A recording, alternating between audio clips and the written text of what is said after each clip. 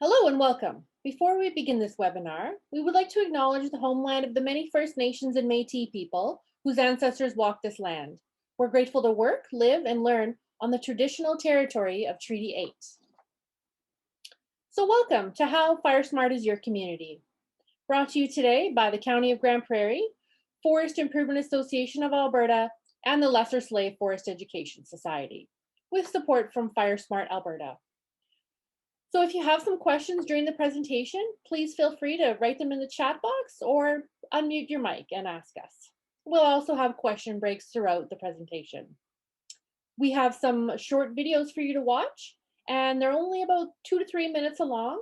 So we're going to be putting the link in the chat box, and you can click on that, watch the video, and then come back to us. This program is going to run about 1.5 hours long with 2 short breaks and time for questions. Also in line with us today is Laura Stewart with FireSmart Alberta. She'll be available to answer any technical questions you might have. And joining us as well is Chris Lutala, a registered professional forester from the county, and Dan Lemieux, FireSmart project manager with the County of Grand Prairie. So right now I'd like to introduce Dan to say a few words. Thank you, MJ, and I'll just leave my camera on just for a couple minutes while I give my introductory remarks. I'd just like to thank, first of all, the Forest Resource Improvement Association of Alberta, who's funding our project and partially funding part of this presentation. I'd really like to thank Corey at the Lesser Slave Lake Forest Education Society for putting on this webinar for us tonight. And thanks to all the participants for taking part tonight. I just want to mention that the County of Grand Prairie some years ago developed a wildfire mitigation strategy. So the county recognized that there is a potential of wildfires in our particular area. So they put into place a program that will help us lessen the hazard. And they've identified in that wildfire mitigation strategy some priorities. The first priority was to do some work in the Aspen Ridge and around the dunes area. So that work was done, I believe, in 2018. The second priority for the county was the Bear Creek area south of the city of Grand Prairie, and some work was done in the area in 2019. And now we're working on priority number 3, which is an area, Highway 40 West, we call it. So there are a number of developments in that area and a number of activities, and there's some a large amount of crown land. So part of our project right now is doing an assessment on that crown land just to see what vegetation management we need to do to perform over the next few years to lessen the hazard in that area. So as part of our project this time around, there's actually no vegetation management that will occur. It's simply the planning process to get us to the point where we can map the area and map the hazards and put a plan in place to control the hazards. So thank you, Corey, and thank you, MJ, for making time for us today. And I will be online for the duration and be happy to answer any questions if there are any questions for the County of Grand Prairie. Thank you very much. Thank you, Dan. So I'm MJ Munn-Christoph. I'm on the board of directors for FireSmart Alberta, and I've been developing and teaching FireSmart programs since 2011. I retired from the Lesser Slave Forest Education Society in June of 2019, and I keep myself occupied by doing casual contract jobs on the side, such as this FireSmart webinar. And here with me today is my colleague, Corey. Thanks, MJ. So my name is Corey Klassen, and I'm the Executive Director for the Lesser Slave Forest Education Society. We're a nonprofit charitable organization that's committed to forest-focused environmental education throughout the Lesser Slave Lake region. So we offer curriculum-related programs through interactive field trips, classroom presentations, and we teach students from kindergarten all the way up to post-secondary. And we also offer a variety of environmental education activities to community groups and the general public. And in the last 10 years, the Society has been developing and teaching FireSmart programming throughout Alberta.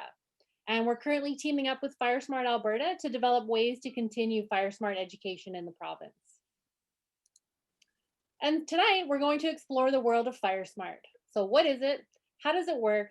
And why does it matter? Well, FireSmart is living with and managing for wildfire on our landscape. So FireSmart activities such as tree thinning, clearing, and pruning occur at a regional level around a community to help reduce the risk of wildfire entering the community. It is an initiative designed to help home and property owners reduce the chance of their property being affected by a wildfire. FireSmart also involves simple actions a homeowner can do to their home and property to help decrease wildfire damage. The greatest wildfire threats to homeowners are the transfer of wildfire from house to house and ignition from ember showers. Embers are also called firebrands, and they're small pieces of hot burnt material that spark out of a fire. Ember showers are when large embers are thrown from a wildfire and carried into the air. 50% of the homes burned from wildfires are started by sparks and embers. While a FireSmart cannot totally remove the threat of damage from wildfire, property loss can be significantly reduced by performing FireSmart activities, as you can see here. So FireSmart is a program throughout Canada, and it's all about empowering the public and increasing neighborhood resilience to wildfires across the country. So it's now being directed by the Canadian Interagency Forest Fire Centre. It's also known as CIFC. So each province has been given the direction to lead their own FireSmart initiatives, which led to the creation of FireSmart Alberta in 2020. So throughout this presentation, we'll be making suggestions on how you can FireSmart your home and your community. Keep in mind, though, that most communities' FireSmart activities are voluntary and not mandated by law. However, as you'll see, it is in your best interest to do whatever you can to keep your home and community safe from wildfire. So we'd like to show you a video now. It sums up what is FireSmart, and it was actually put together by FireSmart BC. Now we have realized as we've been doing this that the videos don't really show that great if I try and like share my screen with you. So what we're going to do is we're going to post the video, the YouTube link in the chat box. And we'd ask you to click on that. It's going to open up a browser on your computer and take you to that video. And then if you could just let us know when you're finished watching the video in the reactions section, if you want to give us a hands up or a wave or a thumbs up, then that'll let us know that you finished watching the video and you're back, and then we can carry on with the presentation.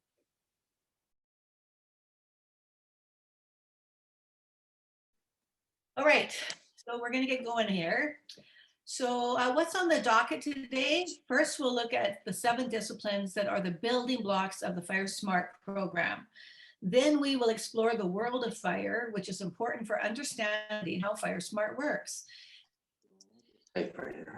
Finally, we delve into the 2 focuses of FireSmart: home and property FireSmart and community FireSmart.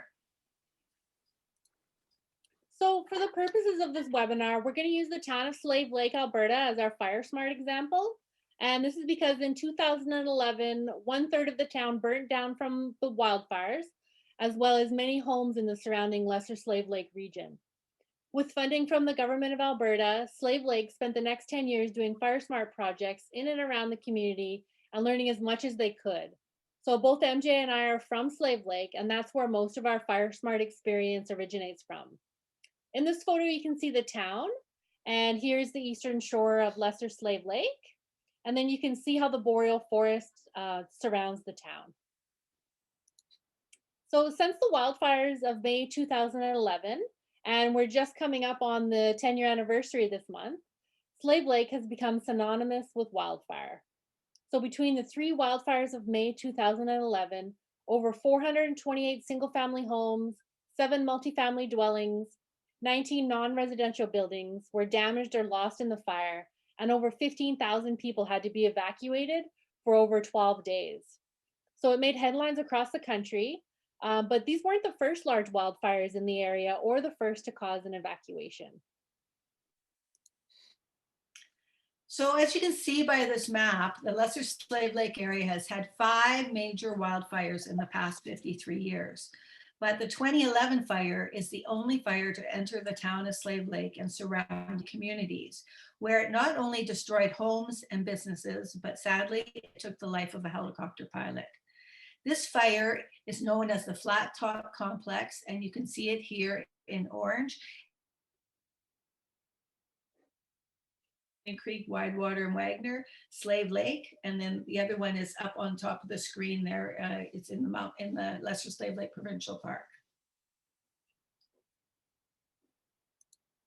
So the boreal forest is a fire-dependent ecosystem. That means the forest requires fire to stay healthy. So this yellow star here is where the community of Grand Prairie is, and the little red dot is the town of Slave Lake. So both are smack dab in the middle of the boreal forest. So the boreal forest is one of the only ecosystems in the world that has no predictable fire interval.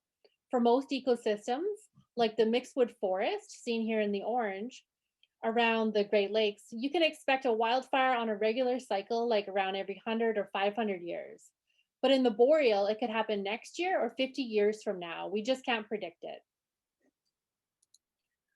So let's turn our attention back to the wildfires of 2011.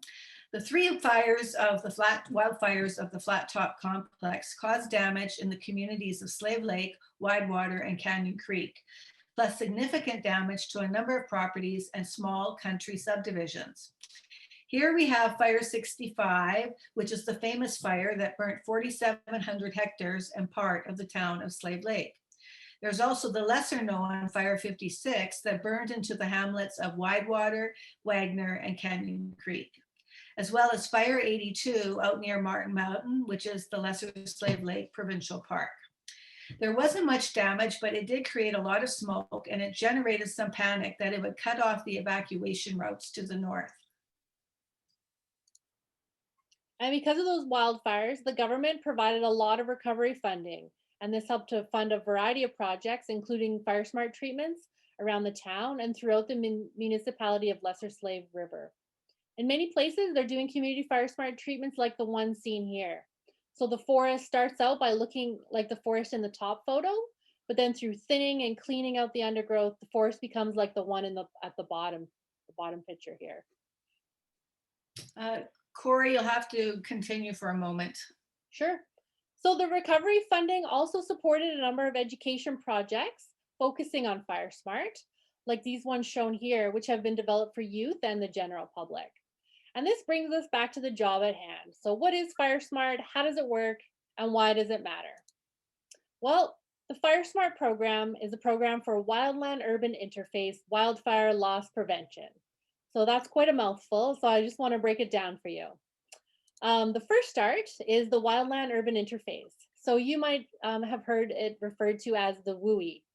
So this is the area where structures and other human development meet or intermix with undeveloped wildland or vegetative fuels. So this means where the forest or prairie meets a town or an acreage, basically wherever wild spaces meets homes and communities. So in this photo here of Slave Lake, you can see the yellow line here marks where the forest meets the town, and the orange line marks where the forest interacts with an acreage. And both of these are example of a wildland-urban interface. And then the second part of that is the wildfire loss prevention. So that's essentially what it says. If we prevent fire from within the wildland-urban interface, then that will translate to safer communities. So the overarching goal of FireSmart is safer communities.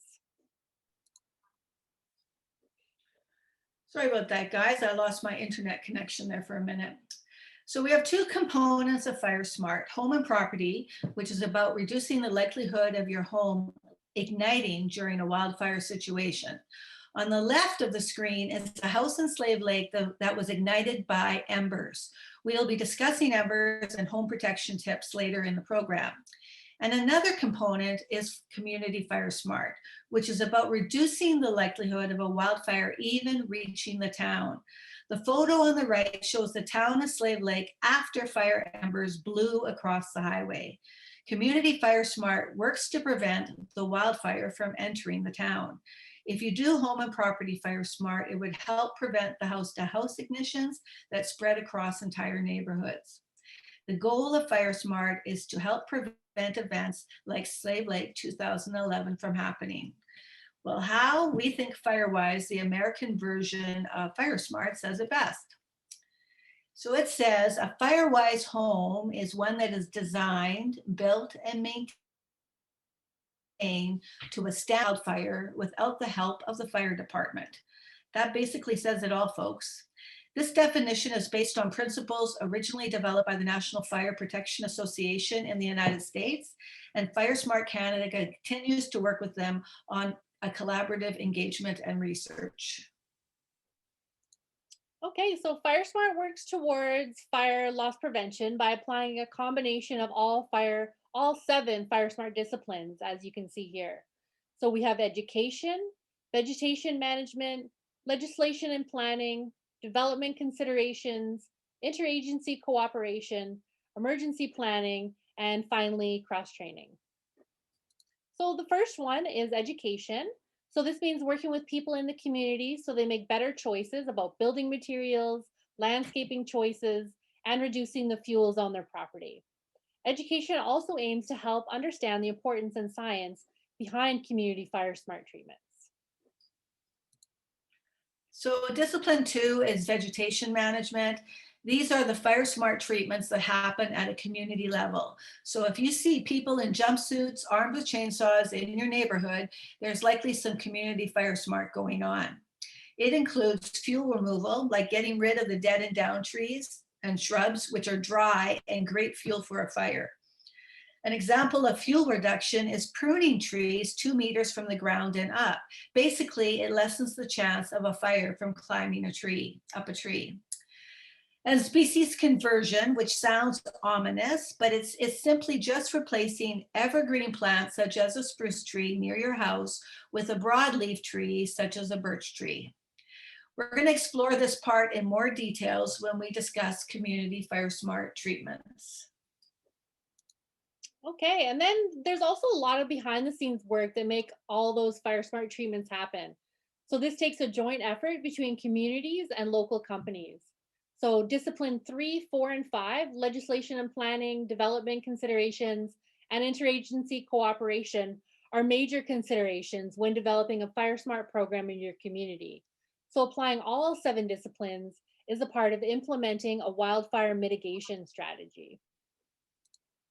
So wildfire mitigation strategy is basically keeping communities safer by working together to create plans for the fire smart treatments in the wildland urban interface. So here we have a map of the priority area number 3 that Dan mentioned at the beginning of the webinar. This is the priority area number 3 wildfire mitigation strategy for the County of Grand Prairie. So in this map, the area of public lands for future treatment are the areas shown with these red diagonal lines through them. And as you were introduced to Dan Lemieux earlier, and so at the end of the webinar, he's going to talk to you a little bit more about priority area number 3 in some more detail. And also in your participant package, there's links to the County of Grand Prairie where you can go to get updated information as the project rolls out.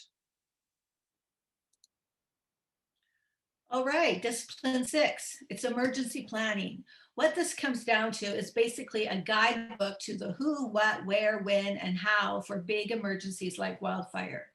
It covers things like muster points, when and how to evacuate, who is responsible for what, and where trained personnel are located. It is called an emergency preparedness plan. Now, when the people of Slave Lake area were evacuated in 2011, lots of them headed to the town of Athabasca, which is just southeast of Slave Lake, about an hour away. Athabasca had just created an emergency preparedness plan.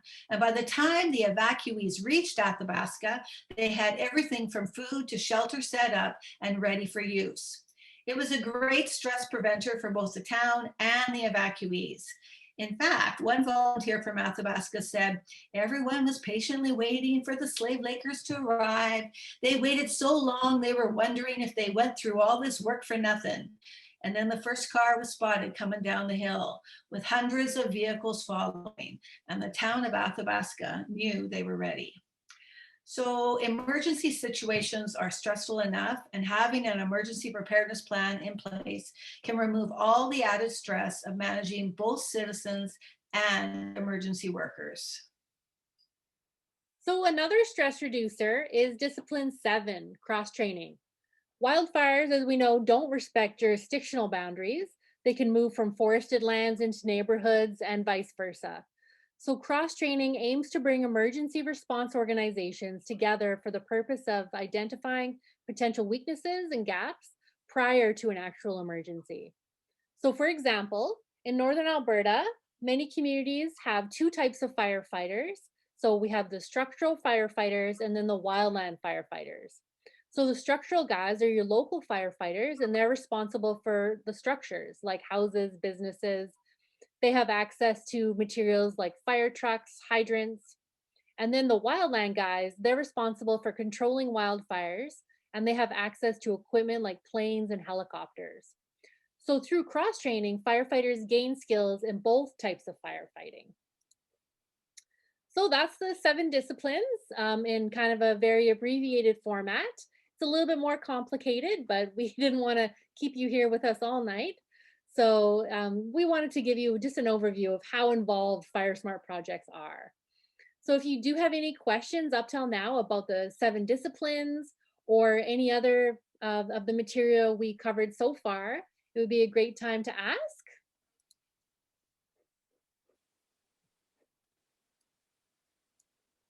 You can feel free to, if you have any questions, to type them in the chat, or if you wanted to talk, that would be fine too. And if there are no questions, then we can continue on to the next section.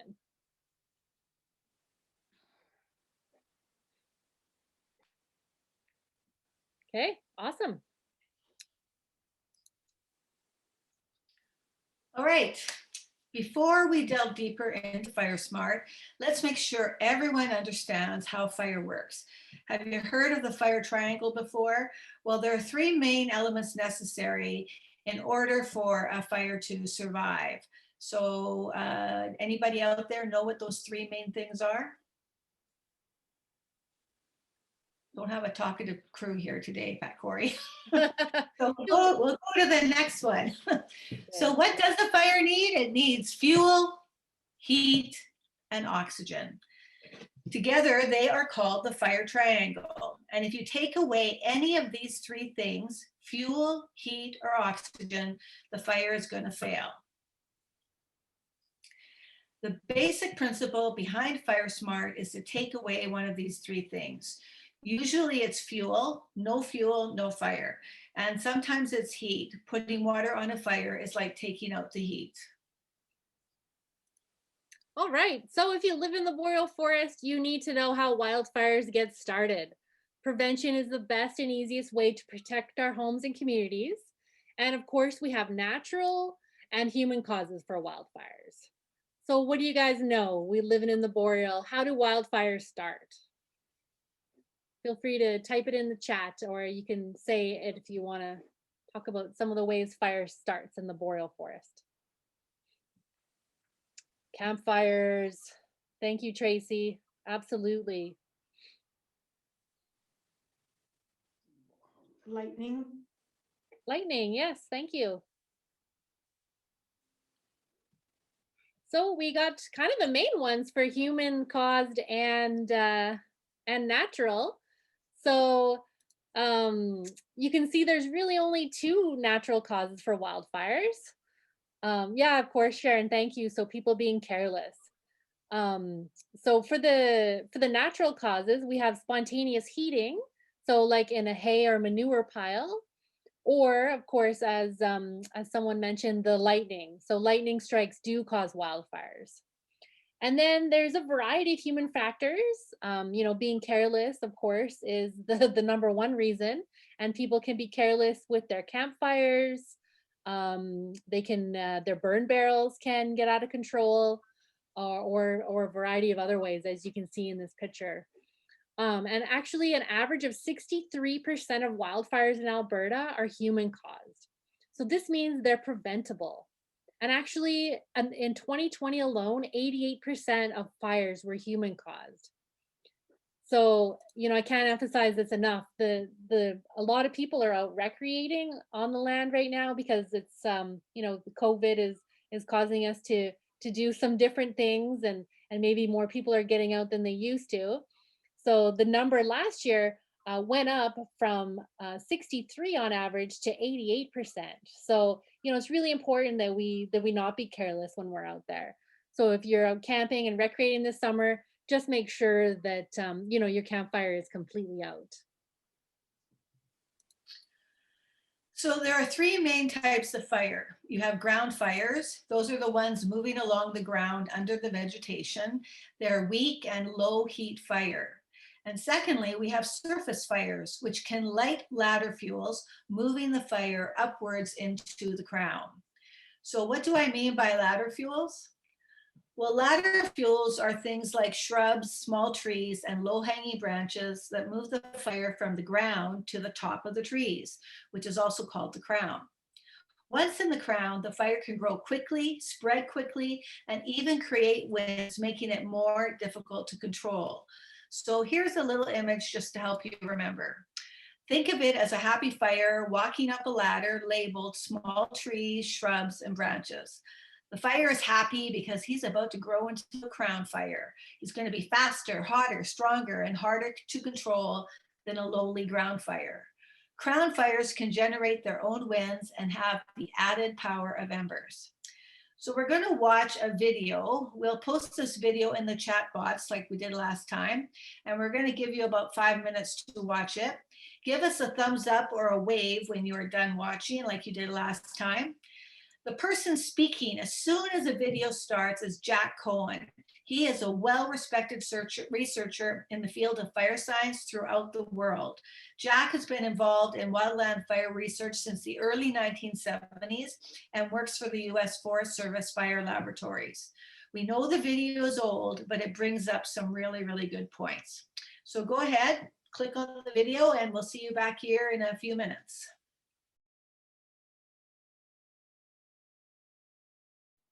Okay, excellent. I think I'm getting quite a few people with thumbs up and saying that they're done. So that's great. We would like to now present to you a little quiz. So we talked about embers. They're really small but dangerous. They can get into small spaces and smolder and can really cause a lot of damage. So let's see if you remember. MJ said this earlier, and I believe Jack mentioned it in the video. So what percentage of home ignitions can be credited to embers? I'm going to put up a little poll here, and you can just vote. And once you vote, then I'll show the results, and we'll see who got it right. So is it A, 10%, B, 25%, C, 50%, or D, 80%?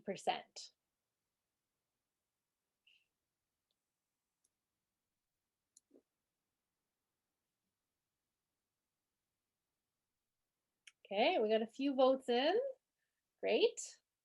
Give you a couple more seconds in case you're deliberating. Deliberation is a process of thoughtfully weighing options.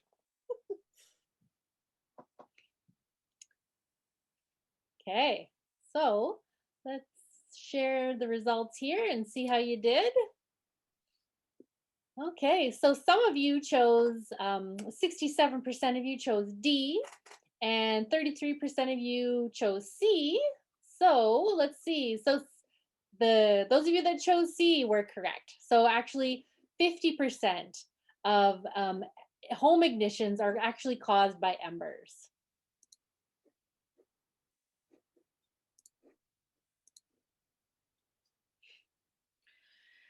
So over 50% of home ignitions during a wildfire are caused by embers. Big crown fires can generate winds that can blow embers up to 2 kilometers ahead of the main fire. One of the biggest problems during the Slave Lake wildfire was the combination of the intensity of the ember showers and the strength of the fire-generated winds. The wind from the wildfire was over 100 kilometers an hour, and it had one of the highest ember densities ever recorded in Alberta, at almost 1 million embers per hectare. These embers easily crossed the highway, which would normally serve as a fire break, and began spot fires within the town itself. Then there was the added problem of new embers and home-to-home ignition that allowed the fire to spread rapidly throughout the town. So here's a visual representation of the differences in ember density. On the left, you have a 10 by 10 foot tarp laid out in Slave Lake on the day of the, and if it was laid out on the day of the fire, it would look like this. 836 embers would hit it. A previous wildfire in Kelowna had a typical ember density of about 15 embers per square meter or 139 embers on the tarp. But basically, guys, it does not matter if it's 90 embers or 15 embers per square meter, because in the Kelowna fire, 239 buildings were lost. So we want to make sure, that is why we're doing FireSmart. So we want to make sure that there's no place for embers to start a fire in your property.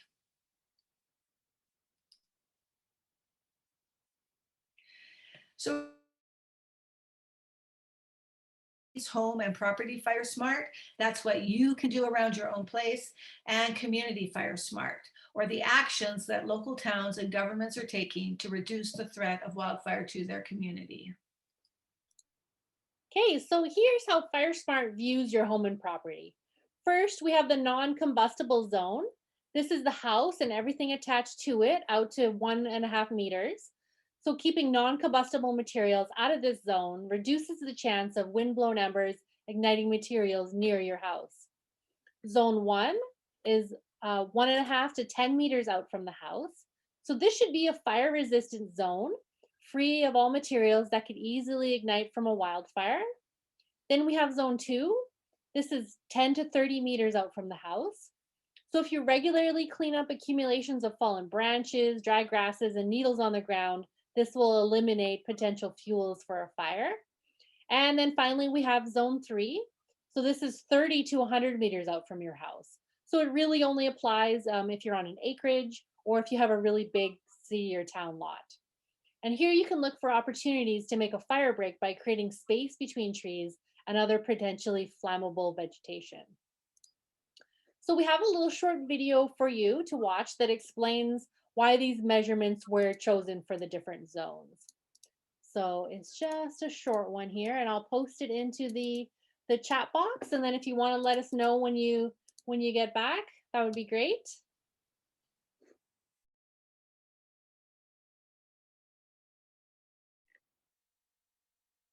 Okay, great. Getting some thumbs up and some dones. Thank you. So just want you to remember 30 meters is the distance at which crown fires can ignite your home by heat alone. So home that's well maintained between 0 and 10 meters, combined with a non-combustible roof, has about a 90% survival rate. And this is based on information from actual fires.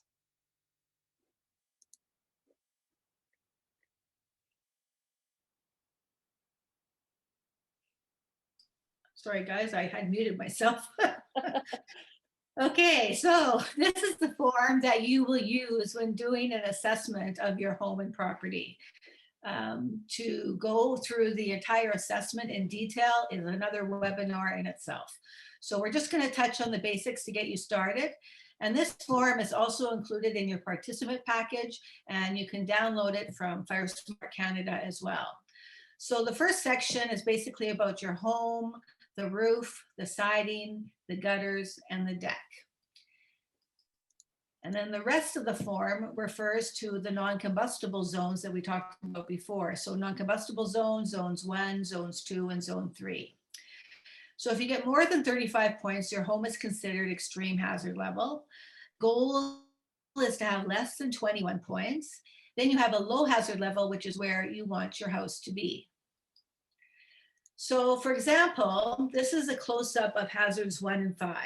Hazard 1 is looking at the roof material. So if the roof material is in good condition and made of metal or clay or asphalt shingles, you get 0 points. If the roof material is in poor condition or has wood shakes on it, you get 30 points right off the bat.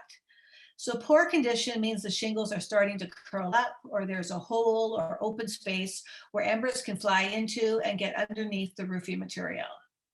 Hazard 5 is about your building exterior.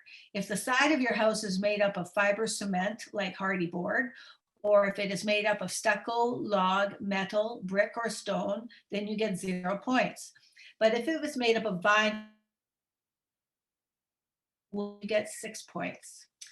Our roofs and the exterior act as a shield against the forces of fire and embers. Some shield materials are better than others. Some may cost more, but they're going to increase your chances of survival. So why does the wood and vinyl get you 6 points and metal or stucco get you 0 points? It has to do with the level of protection they offer. Wood is just more fuel for a fire, and vinyl is a type of plastic, so it tends to melt, exposing the wood underneath. So we're just going to look at the following experiment, and it will make it a little bit more clear. Okay, so if you take a look at these before and after photos of housing materials that have been placed in fire for 1 minute, you can see how charred the wood sample is here on the left, the top left. It was removed from the fire after 2 minutes, and it continued to burn for 2 minutes after it was removed from the fire. So the vinyl melted and deformed, and then it started on fire. But the rest of the materials actually did pretty good. The damage was more cosmetic rather than structural. You can see the metal tiles here in the bottom left and the cement board just above that. They pretty much fared the best out of all of them. Of course, it's a little bit more complicated than the picture suggests, though. There's other factors like age, condition, and quality. So when installing a metal sheeting roof, you have to make sure to take the old roof off. Otherwise, you may as well just have wood. And asphalt is a great option, but you have to make sure to replace it around every 10 to 15 years. This will decrease the chance the embers will find a spot to land. So here you can see when an asphalt shingle, this is exposed to fire 1 minute on the front and then 1 minute on the back. So when the asphalt shingle gets old, the edges begin to curl, and this increases the risk of fire.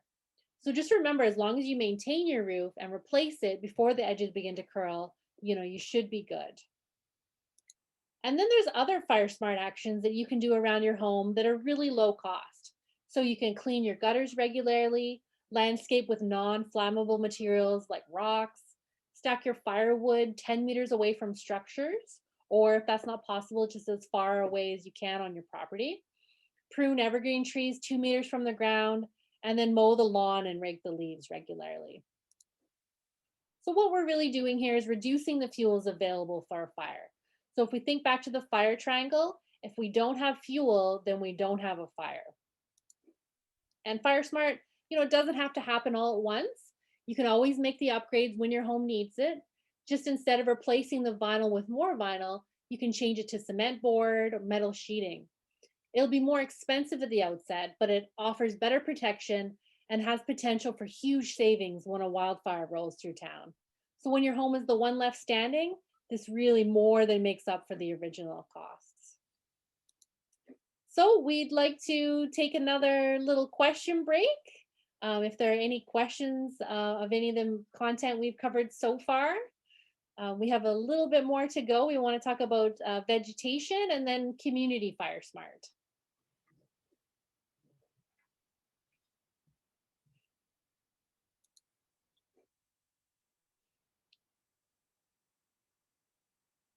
Okay, well, let's carry on with get into our FireSmart plants now.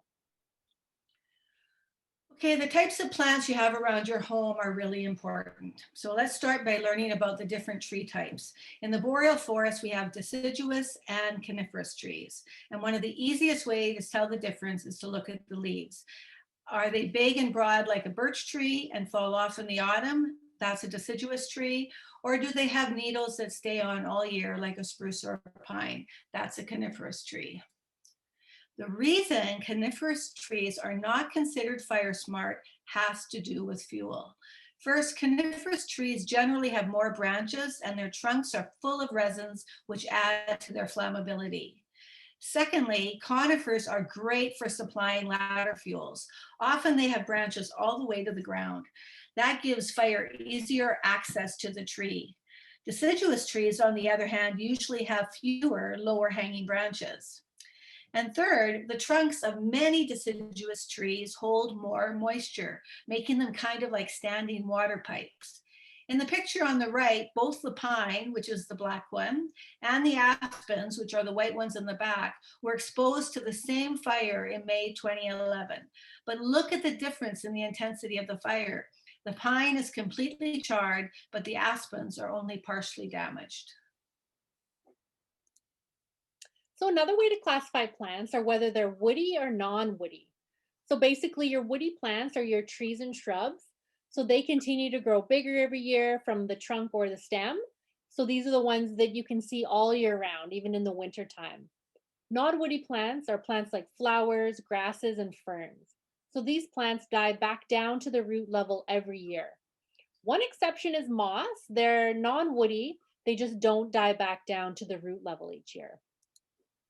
So back to the question at hand. How do we know whether a plant is fire smart or not? So for the most part, anything non-woody is fire smart. That's just because there's not a lot of fuel there. But you really do have to watch and make sure that they don't dry out, because then that turns them into fuel, which adds to your hazard factor. So as we discussed earlier, for woody plants, deciduous plants are more fire smart than coniferous plants. So by now you might be wondering, do I have to do this FireSmart thing? And does FireSmart equal fireproof? Well, no, there are no provincial laws in Alberta saying you have to do FireSmart, but some counties and towns within Alberta have municipal bylaws regarding FireSmart. And I don't think there's any in Grand Prairie County. It may be a little difficult to understand how your home being FireSmart can make a difference to your neighbors. Here's a video that explains it a bit more. So Corey will just hook that up in your chat room.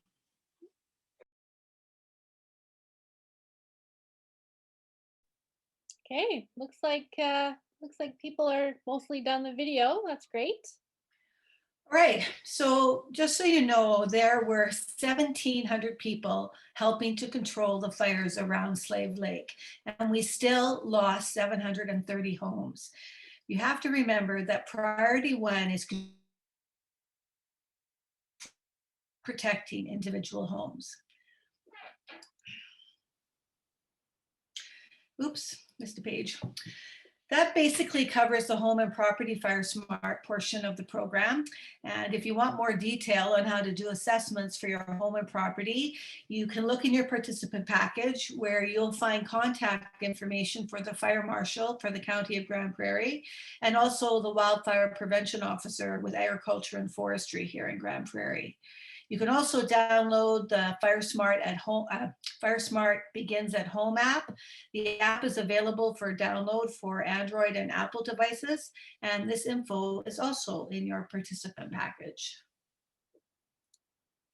Okay, so now we're going to head into the final section of our webinar, Community FireSmart.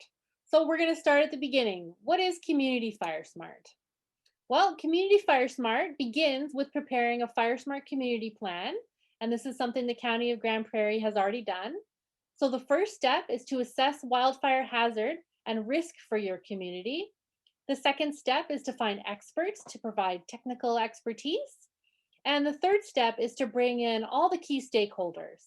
So this includes residents, businesses, landowners, industry representatives, and other organizations that are interested, and they provide input into the community plan. And then the last step is developing the FireSmart community plan. So you can download the guidebook from the website listed here on the page if you're interested in learning more about that. So the FireSmart community plan contains two components. So we have the Wildfire Preparedness Guide and then the Wildfire Mitigation Strategy.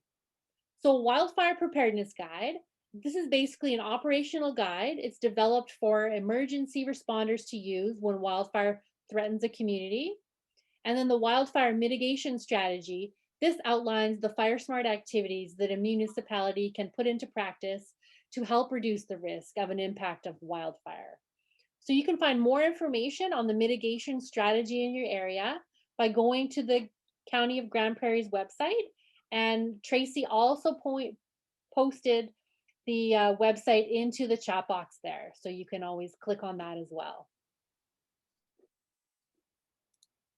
So there's a few basic FireSmart activities and treatments that you might see in your neighborhood. So let's start off with fuel breaks. So a fuel break is a gap in the fuel. So it's like a road or a trail or even a river can be a fuel break. So when a fire approaches, the fuel break slows it down because there's no fuel to burn. Again, think about the parts of the fire triangle. So we have heat, oxygen, and fuel. Fuel breaks remove the fuel and break the triangle. So next, let's take a look at thinning projects within your community. Thinning works with the fuel portion of the fire triangle. By taking out some of the trees, there is less fuel for the fire, and it makes the fire harder to spread, especially if it is in the crown. So if we look at the top picture,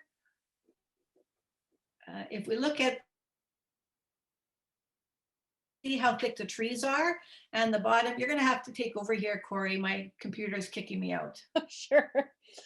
Technology. So the top picture, we can see how thick the trees are. And then the bottom picture, it shows the trees when they're thinned out and pruned. So many of them have been removed. Well, why do they do this? So if you remember way back to when we were talking about the kinds of fire, crown fires have the biggest impact and move through the tops of the trees. So the goal of thinning is to have less intense, easier to control surface fires instead of those crown fires. So this also means that more water or fire retardant will reach the ground and this obviously makes firefighting way more effective. So the second part of the process is pruning. So it's just like in your yard, but again, on a much larger scale. So pruning is taking the lower branches off the trees and removing the shrubs and dead wood, which helps remove ladder fuels. So here's a picture of a typical coniferous forest. The branches go all the way down to the ground. And if you can imagine what the forest floor looks like, there would be a lot of dead logs in there and needles piled up on the ground. And then after it's pruned, it looks like the trees here on the right in this picture. So in addition to thinning and pruning, FireSmart also removes the down trees, branches, and undergrowth. And they often do this by burning them. And this helps to prevent the ladder fuels. So another way is fire. So fire can be used to reduce fuels.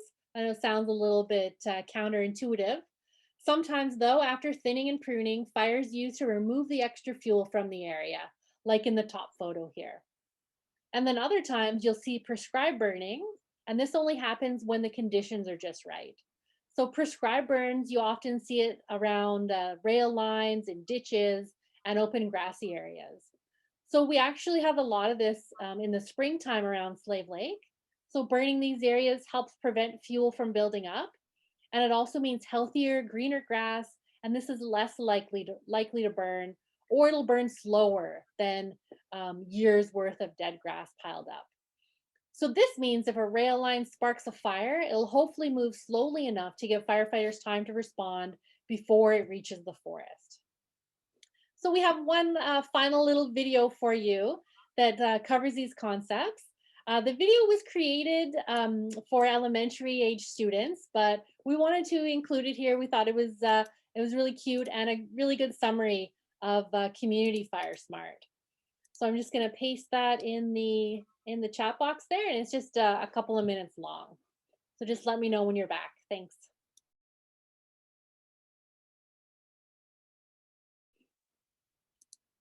Okay, I think lots of people are done. Yeah, we thought that was a cute little video. Thanks for watching. Excellent. I'm back again. Hopefully I can make it to the end now. So another common question, does FireSmart mean clear cutting? I know there are some areas around the Slave Lake area where this has been done. Sometimes Alberta Agriculture and Forestry will work with local forestry companies and let them harvest early in the areas that they work within the mitigation strategy for the area. It reduces the local economy as well. So how does community FireSmart work to prevent forest fires? By having a wildfire mitigation strategy in your community.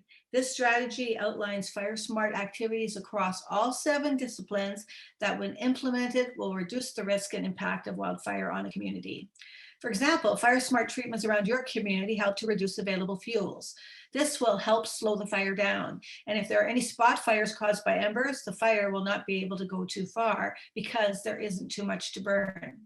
Another example is treatments like fuel breaks. Fuel breaks give access for equipment and people, and thinning treatments can help increase how much water or fire retardant actually hits the ground. Thirdly, there's the behind the scenes factor. Creates a plan for people of the community and strategies for firefighters in the event of a fire. So just to recap, the main concept of FireSmart is reducing fuels. And we all know that we can't have a fire without fuel. So by doing so, we create safer communities to help withstand a wildfire.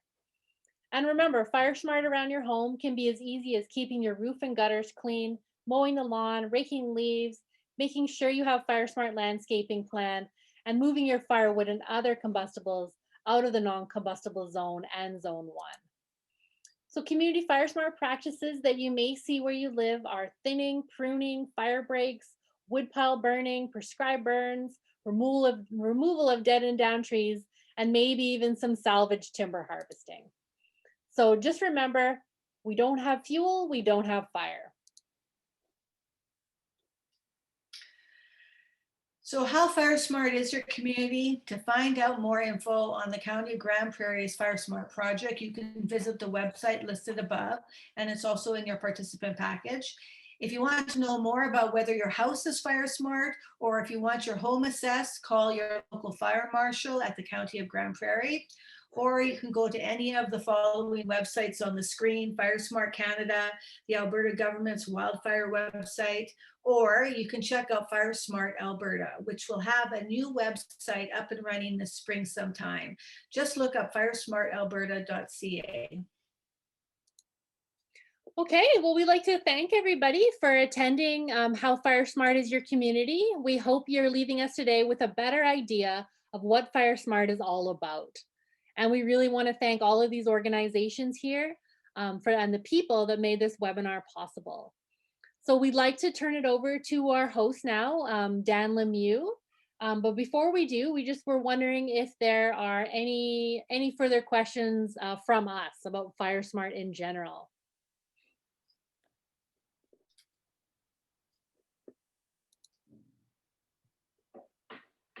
Okay, well, we'll like to pass it over to Dan Lemieux now.